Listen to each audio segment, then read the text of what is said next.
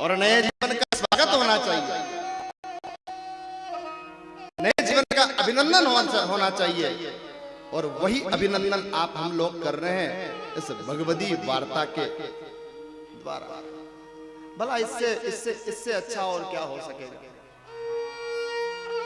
आप किसी व्यापारी के पास बैठोगे तो व्यापार की बात होगी, किसी सोनार के पास बैठोगे तो सोना चांदी की बात होगी, किसी किसान के पास बैठोगे तो खेती की बात होगी, लेकिन किसी सदग्रंथ के सानिध्य में बैठोगे तो हरि नाम की चर्चा होगी, भगवान नाम की चर्चा होगी।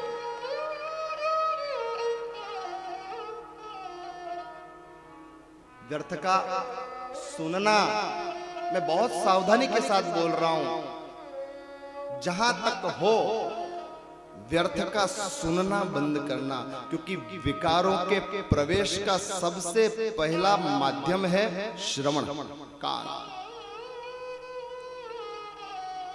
किसी ने कुछ कह दिया, हमने सुन लिया, फिर जब मन में ग्रंथि बंद गई किसी बात की, तो फिर तो हमने वो भी सुनना जो किसी ने कहा भी नहीं। क्रोध प्रविष्ट होता है श्रवण से, काम प्रवेश करता है कानों से, अहंकार प्रवेश करता है कानों से, मद प्रवेश करता है कानों से, मत्सर प्रवेश करता है कानों से। जीव को चाहिए, सत्संगी को चाहिए, साधक को चाहिए। ध्यान दें, आप हम सब लोग साधक हैं। कोई कर्तव्य के कुंड में अपने कर्म की आहुति देकर के साधना कर रहा है, कोई राजनीति में नेतृत्व की क्षमताओं को पहचान करके अपने नेतृत्व को निखारने के लिए राजनीति के कुंड में आहुति प्रदान करके अपने जीवन को निखार रहा है। कोई कर्म कर रहा है, कोई धर्म कर रहा है, कोई पूजा कर रहा है, कोई उपासना कर रहा है, कोई साधना कर रहा है। हम सब लोग साधक हैं। और साधक को चाहिए अपने कान बचा करके रखे, अपनी श्रवणेंद्री बचा करके रखे। कान के कच्चे लोग बहुत दुखी होते हैं, बहुत हैरान होते हैं, बहुत परेशान होते हैं। मैंने कल भी निवेदन किया, जीवन ज्यादा बड़ा है नहीं भैया, 60 साल 70 साल 80 साल खाली यहां दुखता है और सीताराम। सोमवार को जन्म हुआ, मंगलवार के दिन बड़े हुए, बुधवार को स्कूल पढ़ने के लिए गए, गुरुवार के दिन लाडी लेके आ गए, शुक्रवार को बच्चे हो गए, शनिवार के दिन ये केश पकने लगे, और रविवार की सुबह होते होते हृदय में थोड़ी सी पीड़ा हुई, और रविवार की शाम होते होते दादा जय सीताराम हो गए। सोमवार से जीवन शुरू हुआ, रविवार की सांझ में जीवन की रात्रि हो गई। फिर किस बात का अभिमान करते हो, किस बात का घमंड करते हो, किस बात का वैर रखते हो?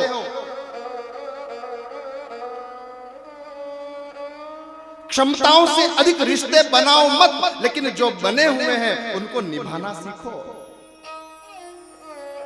अभिनय तो ढंग से कर लो, नाटक तो ढंग से कर लो। ये मंच है, ये जीवन, ये संसार, ये जगत एक रंगभूमि है। मां बनना हो मां ही बनो, जब बेटी बनना हो बेटी बन जाओ, जब बहू बनना हो बहू के अभिनय को 100% देने का प्रयास करो, जब पत्नी बनना हो पत्नी बन जाओ, जब पति बनना हो पति बन जाओ, बेटे बनना हो बेटे बनो, बाप बनना हो बाप बनो, सखा बनना हो सखा बनो, सेवक बनना हो सेवक बनो, स्वामी बनना हो स्वामी बन जाओ। कुर्सी से चिपक मत जाओ। हाँ, आदमी कुर्सी नहीं है, आदमी पद नहीं है, आदमी प्रतिष्ठा नहीं है। अगर आपने अपने आप को कुर्सी मान लिया तो कुर्सी छोड़ने में तो बहुत तकलीफ होती है। तकलीफ होती है दीपक भैया, कुर्सी छोड़ने में बहुत तकलीफ होती है। आदमी कुर्सी थोड़ी है, आदमी तो आदमी है।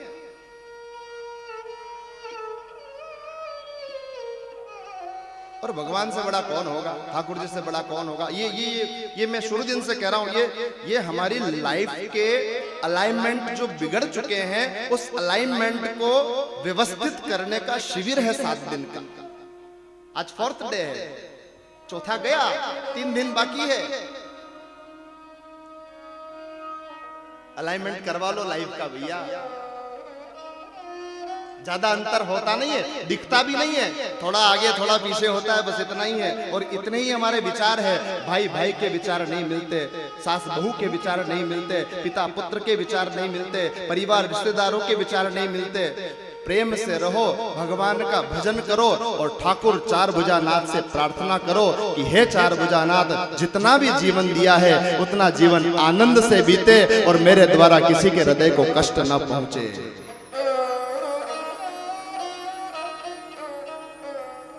25 साल का जीवन भी जिया हो किसी ने, और अगर किसी के हृदय को वेदना न पहुंचाई हो तो 125 साल के जीवन से भी वो 25 साल का जीवन अधिक बड़ा है।